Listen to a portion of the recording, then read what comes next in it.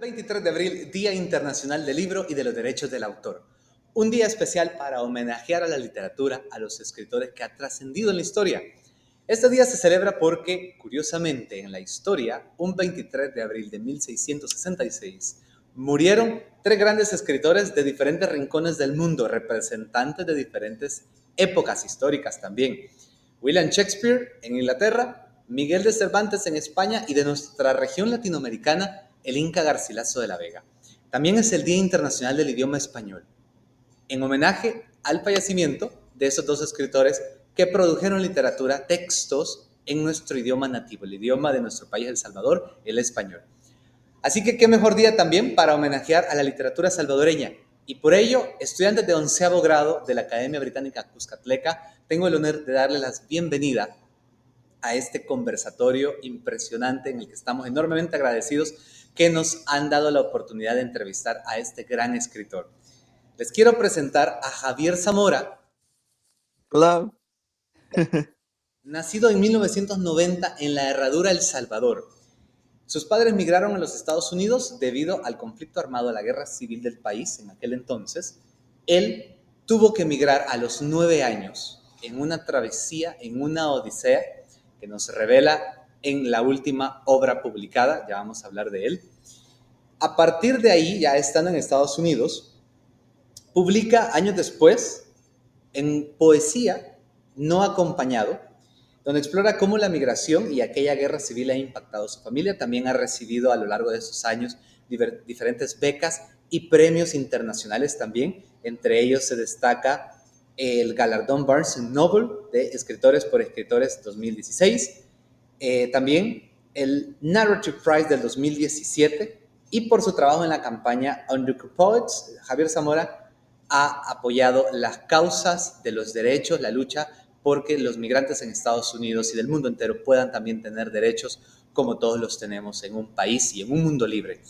Actualmente vive en Tucson, Arizona, donde es voluntario de la Asociación Salvavisión. Así que, Javier Zamora, muy bienvenido y muchísimas gracias por esta oportunidad de brindarnos el espacio para comentar un poco más las profundidades de esta magnífica obra, Solito, que es una memoria, relatos de toda la travesía que tuvo que atravesar, ¿no? Que tuvo que vivir a lo largo de todas esas semanas, atravesando Guatemala, México, hasta finalmente llegar a los Estados Unidos en aquel 1999. Así que muchísimas gracias. Para comenzar, porque acá nuestro público son jóvenes, jóvenes lectores, estudiantes de 11º grado. El Salvador, según el Sistema Educativo Nacional, son de segundo año de bachillerato. Entonces andan en edades de 16 años, 17 años aproximadamente.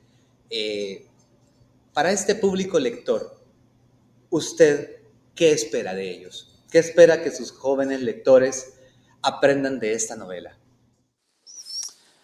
Bueno, yo diría que hasta niños de 8º grado pueden, o de 7º grado pueden leer el libro, porque este es digamos, un problema que nos afecta a todos.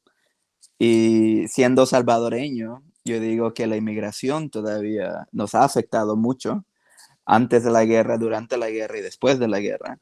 Y todavía nos sigue afectando. Así que para un lector que vive en El Salvador, yo les quisiera como mostrar algo que cuando yo todavía en El Salvador era un punto que los adultos casi no me contaban. Así que al leer el libro, ellos pueden saber este gran tema que los adultos casi no nos cuentan, o muchas veces también son nuestros propios padres que no nos cuentan cómo llegaron a los Estados Unidos, o cómo se fueron y cómo regresaron, no sé. Solito es una memoria profunda y conmovedora escrita por un adulto y vivida por un niño. Un relato altamente descriptivo, escrito 23 años después de los acontecimientos. A mí, personalmente, me resultó impresionante la precisión al recordar, reconstruir una historia vivida muchísimos años atrás y también documentada y plasmada en formato de un libro. Entonces, me pregunto, Javier, ¿cómo fue ese proceso de escritura? ¿Fue difícil revivir esos detalles en momentos traumáticos? ¿Cómo fue posible lograr reconstruir todos esos hechos? Bueno, me costó mucho. Aquí, sí, al llegar a los Estados Unidos, como decimos aquí, yo era indocumentado por mucho tiempo, hasta que cumplí 21 años, que finalmente me salió el TPS, que en El Salvador quizás saben qué es el TPS. Pero hasta con ese TPS yo no podía regresar a El Salvador y no regresé hasta el 2018, cuando yo tenía 28 años. Aquí, así que, y comienzo a escribir el libro a mis 29 años. Y creo que para mí, el rescatar mis memorias, yo necesitaba regresar a El Salvador, poder regresar a El Salvador, no una, dos, ya he regresado 9 veces.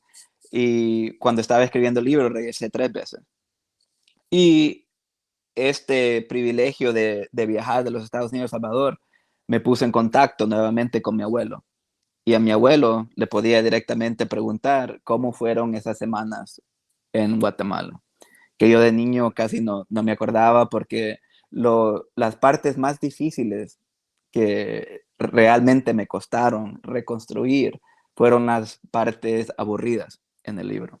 Digamos las partes de trauma, cuando estamos en el bote, cuando estoy cruzando la frontera, cuando nos sacan del bus en Oaxaca, hasta estar en Acapulco, todo eso me recuerdo porque así es como mi cerebro de 9 años, uh, así es como entendió y manejó lo que me estaba pasando a mí. Pero lo que sí fue difícil fueron las partes donde no pasa nada, como esas 2 semanas en Guatemala, 2 semanas en Guadalajara. Hay mucha espera. Y eso, alguien que quizás no ha emigrado, ese también es otro punto que yo quiero mostrar, que hay mucho de no hacer. En el libro, Javier, hay unas partes, unos fragmentos que me encantaron mucho por la manera en cómo están narrados y también el trasfondo de las palabras. Quiero citar, leer algunas de ellas. La primera está en la página 275 de la edición en español, por supuesto. Cuando le devuelve el teléfono a Patricia, le jalo el pantalón a El Coyote. ¿Tú estás bien, morrito? ¿Y hablamos con tus papás? Le jalo el pantalón otra vez. Ya pagaron, no seas latoso. No sé qué significa eso, pero por como lo dice me hace sentir mal. Quiero decirles a mis papás que estoy bien, que los extraño. Las botas del coyote golpean el suelo cuando camina hasta donde están los hombres. Están fumando, riéndose. Nadie vio que el coyote se enojó conmigo, ni siquiera el chino. Estoy solo. Estas palabras viniendo de un adulto realmente son duras, pero viniendo de un niño, porque las memorias, la novela está contada desde la perspectiva de un niño, ¿no? Protagonizadas por un niño, son aún más impactantes. ¿Cómo afectó esa transición, Javier, de llegar a un lugar totalmente desconocido con un idioma, que es una barrera también, y otras barreras culturales, y en qué medida afectaron también a su familia? Uf, bueno, creo que todavía estoy aprendiendo, ¿no? Um, no de salirnos del libro, pero creo que en el libro llega a este punto también, que uno cuando se va del Salvador, creo que uno no necesita ser un niño para tener estas grandes esperanzas de lo que va a ser los Estados Unidos. Pero especialmente yo de niño, yo pensaba que los Estados Unidos iba a ser un país de Hollywood, porque eso era lo que yo veía en la televisión, como que había estaba Baywatch en ese entonces, estaba Full House, Friends, todos estos shows. Y también, igualmente, México, yo pensaba que México iba a ser un México de las telenovelas. De niño me encantaba Luz Clarita. No sé si se acuerdan o si saben qué es Luz Clarita, pero hago una referencia en Acapulco, cuando llegamos a Acapulco, como yo sé que era Acapulco por Luz Clarita, yo sabía que era Guadalajara por Vicente Fernández. Pero lo que uno nos espera al llegar a estos lugares es las realidades que no se muestran en la televisión, que mucho mexicano, nosotros les caíamos mal, los centroamericanos. Les caíamos mal en ese entonces y todavía les seguimos cayendo mal. A los americanos al llegar aquí también le caemos mal. Y ser un emigrante centroamericano es muy difícil. Y estas son cosas que a nosotros, especialmente a los niños, pero también yo tengo familias que vinieron aquí como adultos, que no nos enseñan. Hay mucha ignorancia en este tema de la inmigración. Y así que regresar al punto del libro, siendo un niño, y no tener a otra persona que yo conocía, porque el coyote nos deja en Guatemala y yo al coyote lo conocí como 10 veces y después yo estoy solo. Así que a Dago. Y al no conocer a nadie, es la primera vez que realmente, literalmente, estoy solo.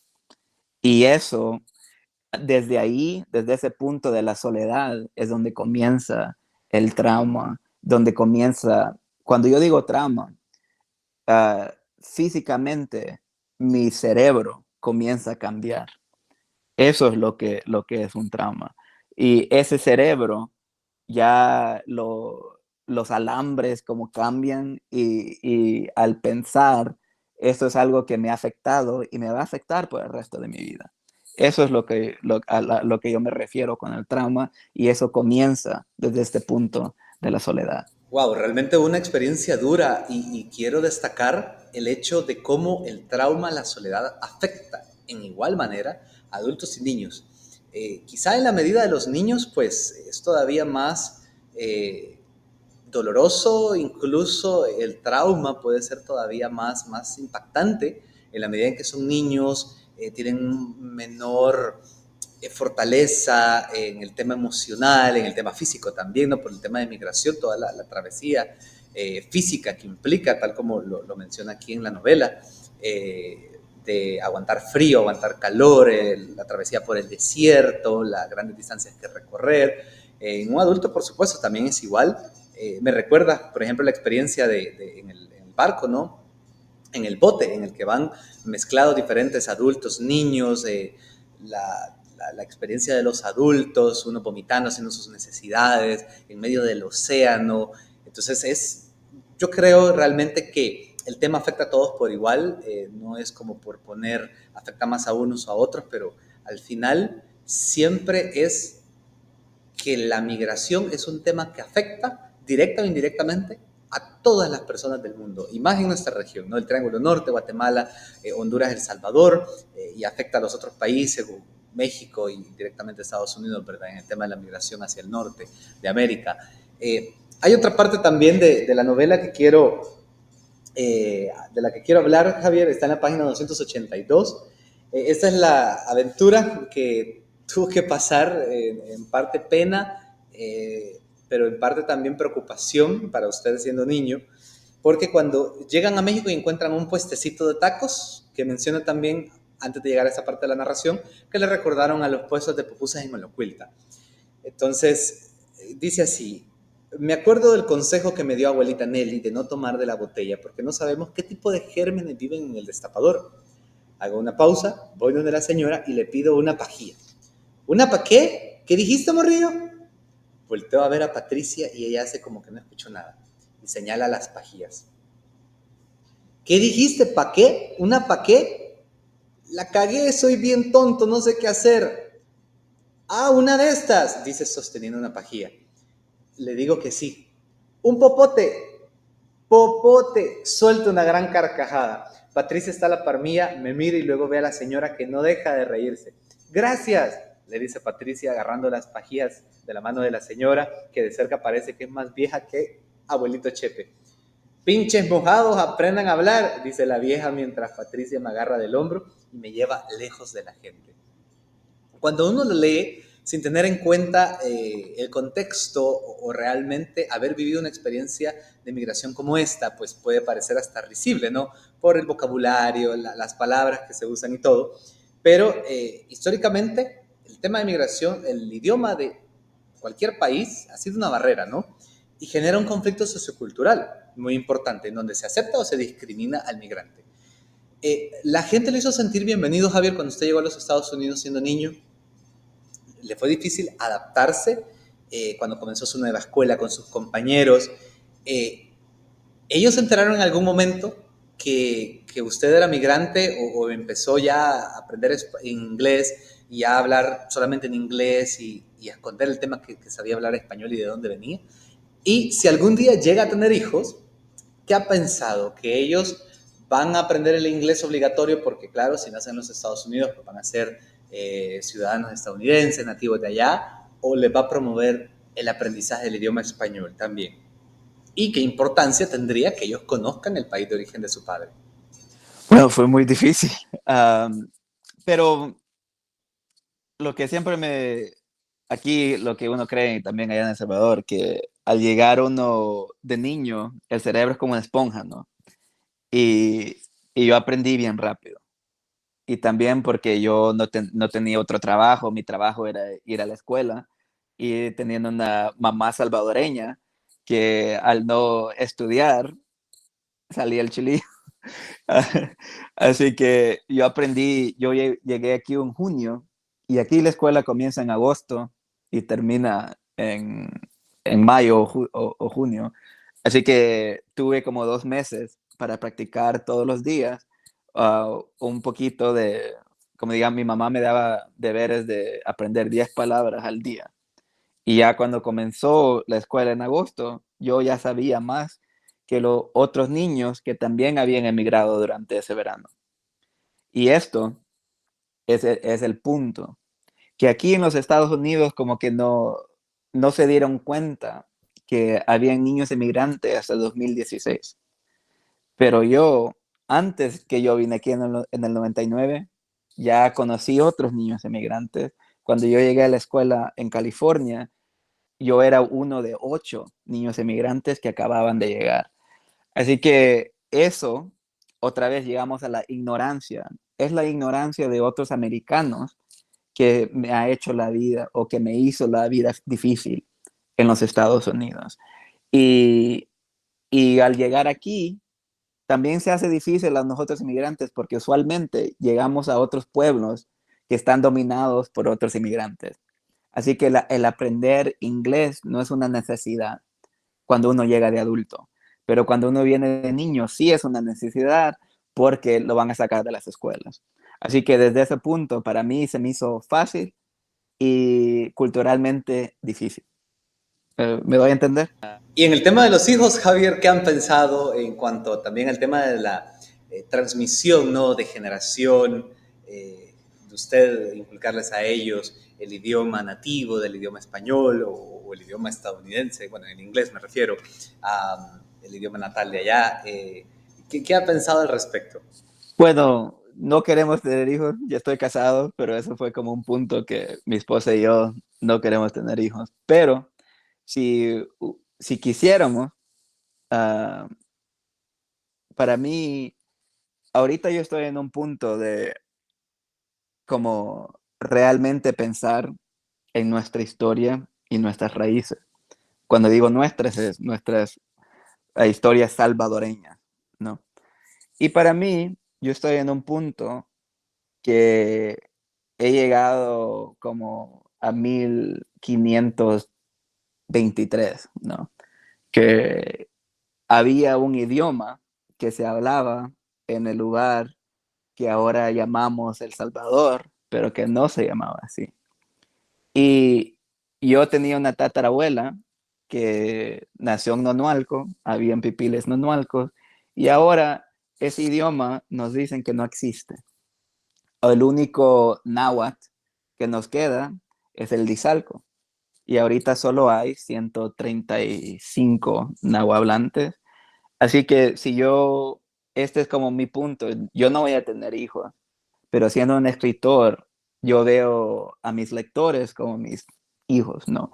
Yo veo ser escritor como una oportunidad de mostrar a otra persona un nuevo mundo o el mundo que ya pasó, pero que no nos han contado. Y desde ese punto, como yo en mis próximos proyectos, yo ese es como el proyecto que yo quiero. Yo quiero escribir una novela que pase en El Salvador, que está basada en mis familiares, mi tatarabuela que todavía decía unas palabras en náhuatl que yo de niño, porque yo conocí a mi tatarabuela, la abuela de mi abuela, yo la conocí y la escuchaba hablar en un idioma y decir palabras que mi abuela no conocía, que yo no conocía. Así que esas son nuestras raíces de verdad. No es el inglés, no es español, es el náhuatl. Wow, me encanta primero que nos enteramos en este tipo de eventos y entrevistas, así como las pinceladas o los avances de que viene nueva novela. Me encanta la verdad. Aquí tenemos también muchos amantes apasionados que han tenido la oportunidad de leer solito y pues que esperan una nueva obra de usted. Y lo otro es la reflexión importante y poderosa de también transmitir que nuestros jóvenes, nuestras nuevas generaciones sepan la consideración que el idioma nativo realmente de nuestro país, de nuestras tierras, de nuestra región, no es español ni es inglés, es el náhuatl. Me encanta. Y de su familia, Javier, ¿quiénes más aprendieron a hablar náhuatl? ¿Alguna vez le enseñaron a usted, tiene algunas nociones del idioma náhuatl? Solo mi tatarabuela se pierde. Mi abuela, ella cree, y no sé, no le he buscado, que Nelly significa verdad, como Nelly significa verdad en ese idioma, ni no sé si era náhuatl nonualco, náhuatl pipil, no sé. Hay mucho de no saber.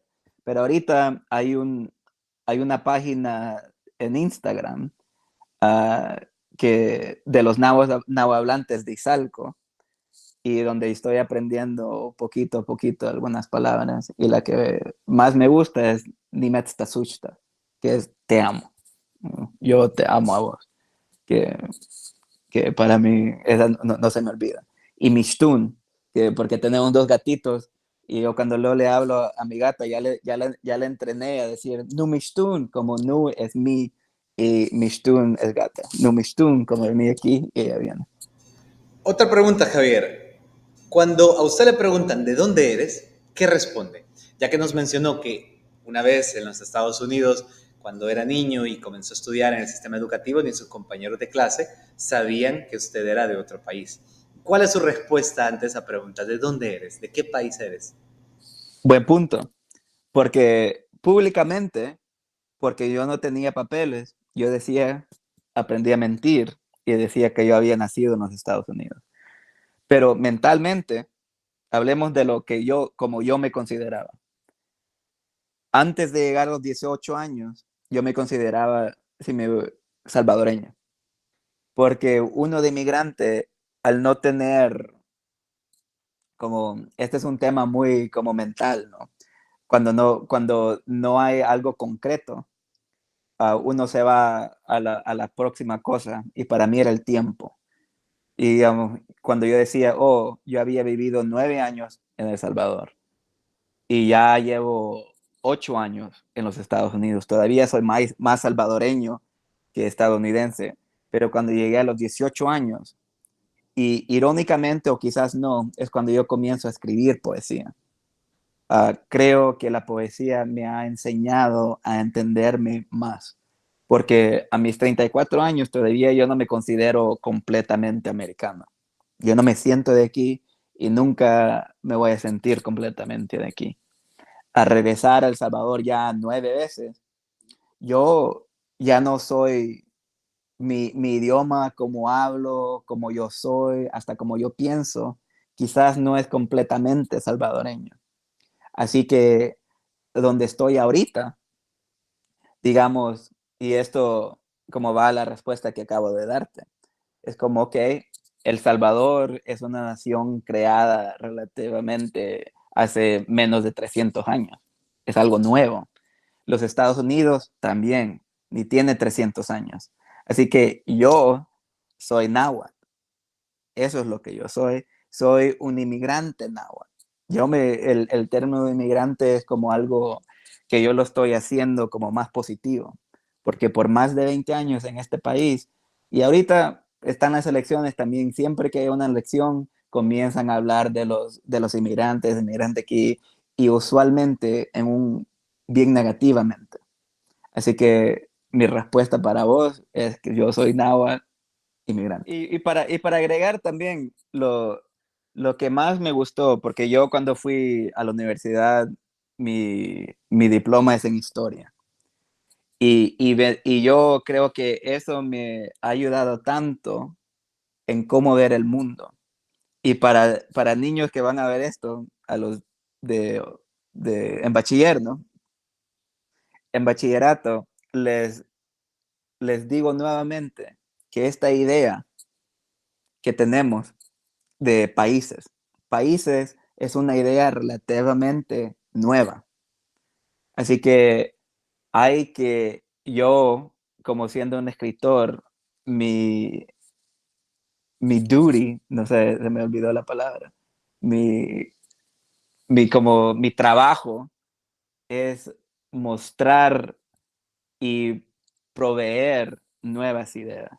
Y estamos en un punto que estamos viendo las, lo que esta idea de naciones, de países, cómo nos están fallando. Así que necesitamos algo nuevo. La primera vez que usted volvió a El Salvador, mencionó en 2018, creo, ¿cómo fue su experiencia? ¿Cómo se sintió volver casi 20 años después a su país natal? Si están interesados, aquí hay una podcast que se llama Latino USA. Y cuando regreso, hicimos un episodio sobre cómo iba a ser mi regreso.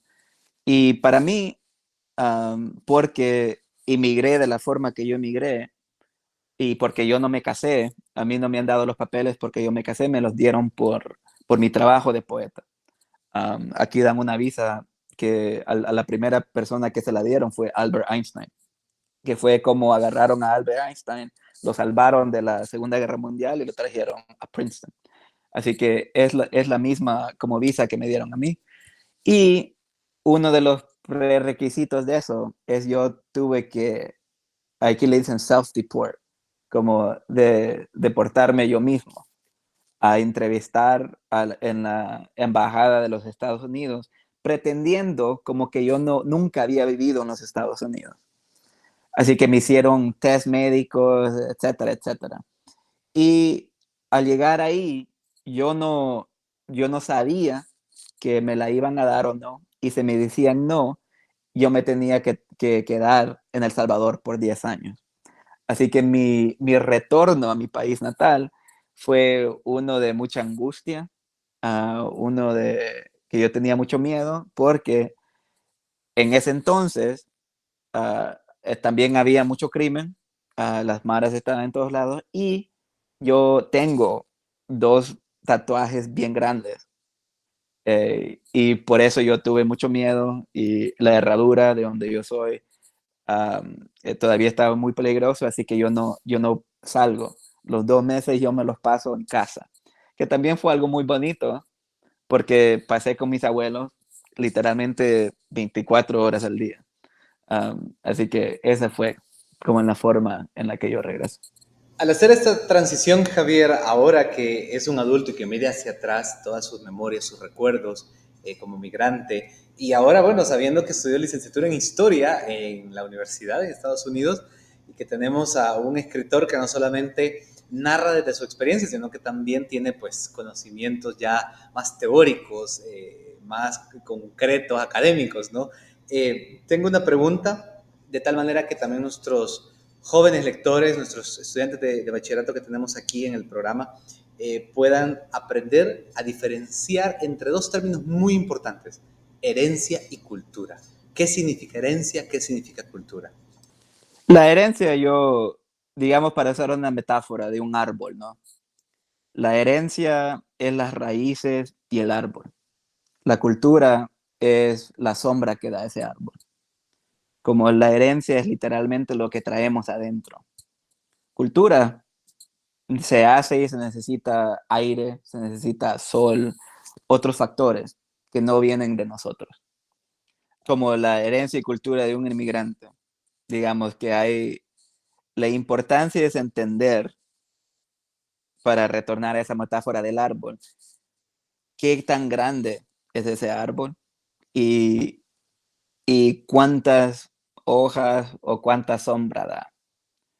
Porque es importante saber cómo nosotros afectamos al suelo. digamos, como mis creencias de salvadoreños, que desafortunadamente somos bien patriarquistas y también racistas, cómo eso llega a otro lugar como los Estados Unidos, que también igualmente o quizás más peormente es más racista y más patriarquista, y como ahí es donde viene la herencia. Nuestra herencia no es esa, como poner los pies, las raíces en el suelo y decir, bueno, con mis ramas, con mi sombra, yo puedo cambiar esta cultura y yo puedo llegar a ser y a contribuir en diferentes formas.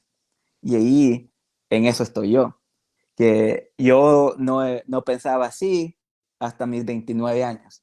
Quizás me tomó escribir este libro, pero no solo eso, es cómo llegué a escribir este libro y es realmente creer en terapia mental y en terapistas.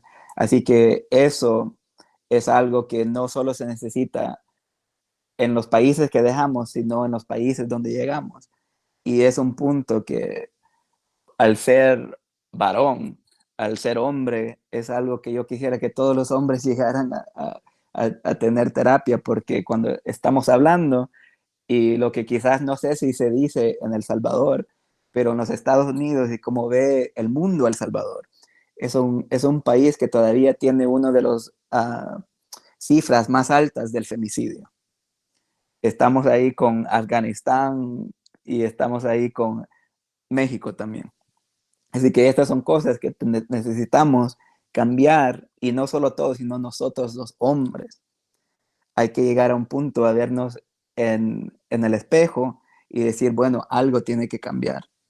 Y ya no sé, me fui por todos lados, pero esta es una herencia, porque no solo lo bueno es algo que nosotros, que somos parte de esa herencia, nuestra herencia también es muy negativa, no solo siendo salvadoreños, no siendo latinoamericanos. Y estas son las mismas razones porque todavía en el 2024, 2023, muchos salvadoreños todavía sigue inmigrando. Así que hay que realmente analizar todas esas cosas. En las notas al final de la novela dice que ha perdonado a sus padres. ¿En algún momento sus padres le expresaron cómo se sentían una vez se enteraron de su travesía, de toda la odisea que tuvo que atravesar, los riesgos de la migración ilegal hacia los Estados Unidos?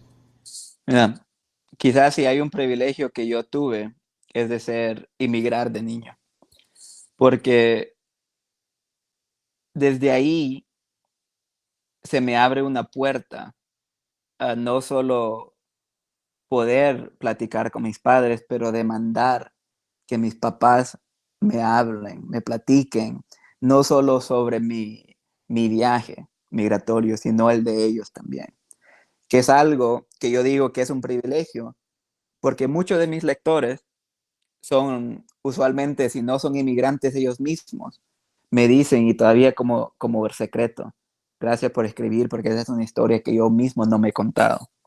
Ese es una etapa, un tipo de lector.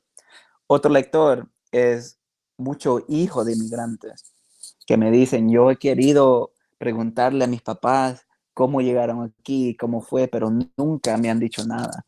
Y leer tu libro es como poder entender un poquito de esa historia.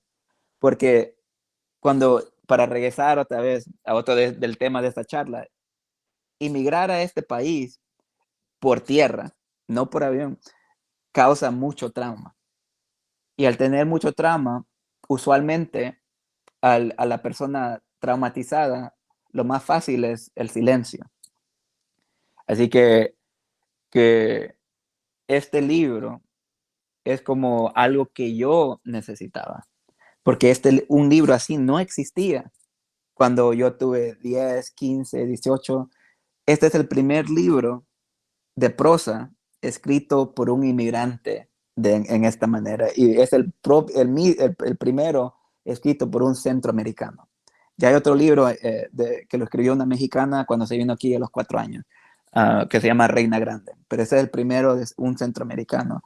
Así que yo necesitaba un libro como este. Me hubiera no sé, ahorrado bastante dinero en todos los terapistas a los que yo fui, pero espero que esto ayude no a solo inmigrantes que han inmigrado hace décadas, sino hijos de inmigrantes y también inmigrantes del futuro. Porque ahora lo que está ocurriendo, los inmigrantes que están cruzando la frontera de los Estados Unidos ahorita son usualmente de Venezuela, de Cuba, hondureños, ya menos. Nuestro como fase ya no está tan alta como estaba hace como 5 años. Ahora son los cubanos y los venezolanos. Así que para ellos, este libro también se los están dando como en el bachillerato hasta 8º grado. Así que ojalá les esté ayudando a sanar. O quizás no. Una duda que tenía Javier, a manera de curiosidad, si nos puede compartir, es el vocabulario empleado en el libro, saliendo de la propia boca de un niño, ¿no? De 9 años. Porque hay muchas palabras, caliche salvadoreño, malas palabras, aquellas convencionalmente no aceptadas o poco aceptadas. Entonces me pregunto, si realmente usted hablaba así siendo niño, perdón que aquí estamos sacando trapos al sol también, o si es como una manera de colocar vocabulario ya siendo adulto, expresado a través de los ojos y de las expresiones de un niño, de la boca de un niño, ¿no? Eh, eh, no sé, me quedó esa duda al leer algunas palabrotas que uno de pronto dice, un niño diciendo eso, ¿no? ¿Cuál es la realidad detrás de la construcción ya de la narrativa, del lenguaje empleado en el libro, Javier? Yo creo que en secreto todo niño es malcriado, en mi punto de vista. Ah, Públicamente quizás yo no era porque y yo platico sobre esto en el libro, mi mamá me pegaba bastante. Así que por eso era bien portado con las monjas y también fui a una parroquia, no sé de qué clase de monjas eran, pero sí, otro punto al que he llegado es que al leer uno de mis escritores favoritos salvadoreños es Roque Dalton, porque lo que Roque Dalton hizo en los 60 es mostrarnos a nosotros, los salvadoreños, que nosotros no necesitamos escribir en un castellano español o un castellano de, de la universidad, que también se puede ganar premios, y él ganó el premio más grande de Latinoamérica, que en ese entonces era el Casa de las Américas, y hablando como hablamos en la calle. Y siendo un bicho de 17 años en los Estados Unidos a leer poemas clandestinos, como se me abrió todo el mundo. Oh, ya no tengo, porque aquí lo que sucede también en inmigrantes, nuestro español, hasta quizás me están escuchando, es más mexicano, porque donde yo crecí hay mucho mexicano, así que también es algo que nosotros necesitamos hacer para sobrevivir. Y al escribir este libro, yo quería hacer y mostrar casi lo mismo que me hizo Roque Dalton a mí, lo que me hizo ver es que nuestro idioma es un idioma lindo, mal hablado, pero lindo. Y es un idioma que, que quizás al decir que es de la calle, uno va a escuchar que es algo negativo, pero es algo precioso, porque muchos de nosotros salvadoreños hablamos así, pero en la escuela nos dicen que tenemos que cambiar y hablar de diferente manera. Así que sí y no, para llegar a tu respuesta, es que también es mi attempt, como yo quiero mostrarle a otra generación que también es bonito hablar así y que no hay que tener pena de cuando nos sale nuestro caliche, ¿no? También quiero aprovechar, Javier, para contarle, y también a ustedes, chicos, para recomendarles de paso, de mis autoras favoritas es Isabel Allende. Este es su último libro publicado, El viento conoce mi nombre, lanzado en el 2023, el año pasado. El libro trata de dos historias, bueno, son tres, pero dos historias principales son una en la Primera Guerra Mundial, 1938, donde Samuel Adler, un niño judío de 6 años, tiene que escapar de su patria natal, Austria, la ciudad de Viena. Su madre queda atrás y tiene que ir a refugiarse en Inglaterra. Solo lleva el niño un pequeño violín y su soledad. Y de ahí va la trama, ¿no? Luego la segunda historia es en 2019, ambientada en los Estados Unidos, pero que tiene como protagonista una niña salvadoreña, Anita Díaz, que se exilia en los Estados Unidos, pero en la frontera debido a una política gubernamental muy criticable. Es separada, ¿verdad? Separan madre e hija, y de ahí aparecen en escena otros personajes, un abogado, una trabajadora social, que hacen hasta lo imposible por lograr juntar nuevamente a Anita con su madre. Eh, Aprovechando esta intertextualidad, libros en donde uno puede encontrar temas similares en otros libros. En el suyo, Javier, en la página 283 hay un fragmento que quiero compartir y que traigo a colación porque me recordó a otro escritor salvadoreño también. Escucho su risa entre el ruido de la gente. Me siento requete mal. ¿Será que nos va a pasar algo? ¿Será que va a llamar a la policía? ¿Sabe que somos salvadoreños, guanacos, cerotes, majes, chambrosos, chiflados, cachimbones, que tenemos pupusas en la frente?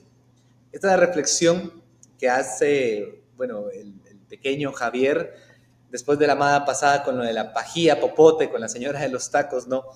Y que cuando uno lee estas palabras, esos términos que nos describen como salvadoreños, a mí me evocan mucho el poema de amor de Roque Dalton. Entonces quiero preguntarle, Javier, desde su experiencia como escritor y también como historiador, ¿qué es lo que se está produciendo en literatura y en materia de migración en los Estados Unidos? ¿Qué otros escritores de la región latinoamericana están escribiendo al respecto del tema de migración? Esto, hay mucho no inmigrante que ha escrito tantos libros que en mi opinión no, no tienen corazón, no tienen eso, porque no lo han vivido. Pero ahorita, para concentrarnos en los salvadoreños, hay bastante salvadoreño, nacido aquí, pero con papás salvadoreños, que está escribiendo todo clase de libros, ficción, no ficción. Hay muchos libros queer, que ahorita nosotros, los salvadoreños, salvadoreños americanos, como ustedes nos quieren llamar, estamos produciendo bastante. Que también va, otra vez como mi punto de historia, no sé qué hay en esa tierra que nosotros le llamamos El Salvador, pero nos gusta escribir y nos gusta leer. Quizás es el morro en la horchata, no sé, pero hay tanto y hay tantas opciones finalmente para al que quiera leer algo producido por sangre salvadoreña, hay mucha. Para darte nombres, hay Christopher Soto, que escribió un libro de poemas. Está Rubén Reyes Jr., que va a producir un libro de historias que sale en junio, creo. Está Raquel Gutiérrez, que escribió ensayos. Está Alejandro Varela, que es mitad colombiano y mitad salvadoreño, que casi gana el Pulitzer. Así que estamos pegando. Y aquí estamos y no nos vamos a ir a ningún lado. Me encanta, Javier, y muchas felicidades también, aprovechando pues por todos estos logros que ha cosechado en su trayectoria como escritor. También otra cosa que me pareció curiosa es que Solito fue publicado en septiembre. Entonces, mi pregunta es si fue una casualidad, decisión editorial de publicar a un autor salvadoreño en el mes que se celebra y se conmemora la independencia patria del Salvador. Fue coincidencia. Uh, es coincidencia que aquí en septiembre es cuando quieren sacar libros porque es cuando comienza el año académico. Y también esto es irónico, o quizás no, en los Estados Unidos hay un nuevo mes, porque aquí como siempre hay un mes a algo, ¿no? Y el mes latinoamericano comienza el 15 de septiembre y finaliza el 15 de octubre. Así que para ese entonces, todo libro escrito por latinoamericanos es como cuando lo sacan. Así que por eso es que sacaron mi libro en septiembre, pero da la coincidencia que ese mes coincide con todo, casi muchos de meses o días de independencia de muchos países en Latinoamérica, no solo centroamericanos, sino en todo. Lo más patriótico creo que, para mí yo quería que fuera como medio azul y blanco enfrente. No tanto como, oh, mira, es la bandera de El Salvador, sino como medio azul, como también yo veo la bandera del Salvador como el océano, o también como la madrugada. Y para mí, madrugada recurre solita. Una última pregunta, Javier, que me queda duda antes de despedirnos, y es que ahora que ha pasado un año y medio desde que el libro se publicó y se ha difundido por el mundo entero, y también contarles a los chicos, aprovechando, que tres de los personajes que aparecen en el libro, muy cercanos a Javier, a Javiercito, eran Patricia y Carla, madre e hija, compañeras de viaje, también migrantes, en la caravana en la que iba Javier, y el chino. Los tres de ellos eran originarios de Soyapango, por eso les dicen los Soyas. ¿Qué ha sabido al respecto, Javier, de ellos?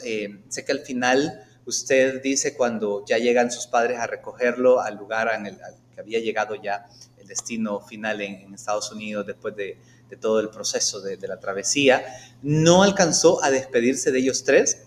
Patricia y Carla pues se hicieron pasar por su mamá y su hermana en cada control migratorio y el apoyo que recibió de ellos, el chino también, ¿verdad? Que al final pues con Patricia se casaron y los papeles y todo fingido, que cada vez que tenían que presentar documentos, pues ellos eran sus padres y Carla su hermana, ¿no? ¿Qué pasó con ellos? ¿Ha sabido novedades? ¿Usted le dedica el libro al final sin saber nada de ellos hasta la fecha? Todavía no, todavía no, pero yo me pongo a pensar que, fíjate, yo por 20 años yo ni me quería recordar de esto. Y si en ese entonces uno de ellos hubiera escrito un libro, yo no, yo no hubiera leído el libro, ni hubiera retraumatizado. Así que si es que saben que yo existo y que este libro existe, quizás por eso no me han contactado. Pero si no, y no sé si todavía están en los Estados Unidos, no sé si están en El Salvador, no sé si están muertos, no sé qué les pasó. Así que hay muchos factores, pero quizás, ojalá, si saben que yo existo y si están, ojalá tengan los recursos para prepararse a, a aceptar lo que les pasó. Porque a mí me costó 20 años aceptar que yo viví y sobreviví lo que yo cuento en Solito. Muchísimas gracias, mi querido Javier, por darnos este espacio. Ha sido un tremendo honor para mí y también para los chicos aquí conocerlo, aunque en la virtualidad, pues por la distancia, pero avísenos cuando viene de regreso al país porque queremos tenerlo aquí presencial para que nos autografíe los libros de los lectores aquí que lo estamos aclamando. Y también gracias por el espacio porque motivamos así a estos jóvenes a que puedan escribir. A seguir leyendo, por supuesto, son grandes lectores, es parte también de la dinámica educativa aquí en nuestro colegio, el hábito por la lectura, pero queremos impulsarlos a que escriban también, a que produzcan conocimiento, que es el fin último, a mi criterio, de la educación. Lanzamos también en los meses anteriores un concurso de escritura, le cuento, Javier, la semana antepasada presentaron ya los últimos participantes sus cuentos, entonces los ganadores van a ser publicados por una editorial salvadoreña en libro real, para motivarlos a ellos también a que puedan ver sus resultados de sus manuscritos, de sus historias en un libro real, para que pues se conviertan en grandes escritores reales. Así que mil gracias, Javier, un abrazo y muchos saludos desde El Salvador, que siga escribiendo y pues lo esperamos en la próxima presencial. Y suerte, siguen escribiendo, bicho. Y también muchas gracias, quiero dar estos agradecimientos públicamente a Meilin Lima, la Senior Marketing Manager de Penguin Random House Grupo Editorial, por haber hecho este enlace y posible entrevistarlo a usted en esta oportunidad. Así que feliz día del libro para usted y para todos ustedes, chicos. Hasta la próxima, cuídense. Eso, ojalá, quedamos en contacto. Y gracias por todo.